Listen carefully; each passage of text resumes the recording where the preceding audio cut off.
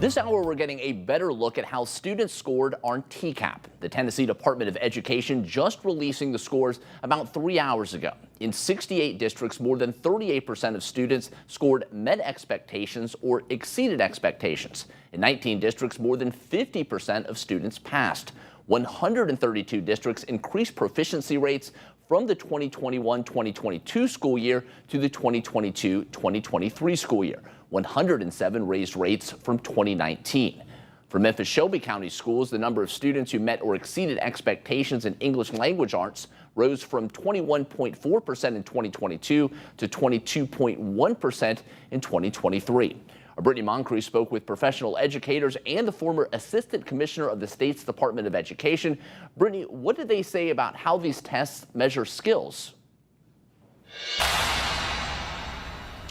Well, Brad, it's actually a deeper conversation than what we see at the surface. Of course, when we hear that the number of students who met or exceeded expectations has increased over the years, that's wonderful. But what does it mean for those who did not? We're taking a closer look at the results as it relates to third grade reading scores.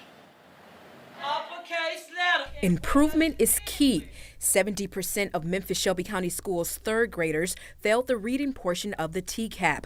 Of that, the district says 8% has shown improvement this summer. It really did make a difference because we had those two individuals in the class. But how are TCAP results measured, and what do they actually mean? The measurement that we are using currently, the third grade TCAP assessment, is not the ideal measurement to gauge whether or not students have mastered foundational literacy skills. Mary Batawala is Tennessee Department of Education former assistant commissioner. She says a student failing TCAP's reading portion doesn't mean he or she can't read. It more so means they are not meeting state standards such as reading comprehension. The TCAP might have one question on a standard.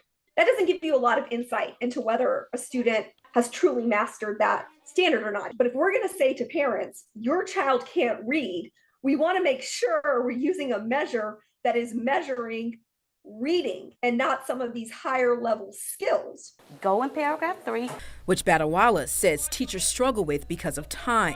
Look for the words front and back. To teach in a given year all the standards that the state sets forth. J.C. Bowman, Professional Educators of Tennessee CEO, says districts will decide on standards, but when it gets to the state adds more standards. We add more work to our teachers. The other concern is timing for TCAP results. By the time the results come in, the child has already moved on or has gone to another grade or school. So how can you use those results to help improve the individual education outcomes for that other child? I think it's really unfair. And then our public schools get told that they're not performing or something's failing. And the truth is, I just think that the system is the problem and the processes need to be refined.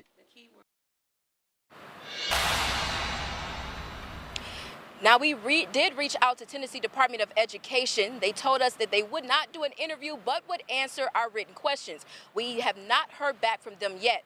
Now, both Batawala and Bowman say that while reading is the focus this year, next year, you can also expect for math to be a focus. Live in Northeast Memphis, I'm Brittani Moncrease.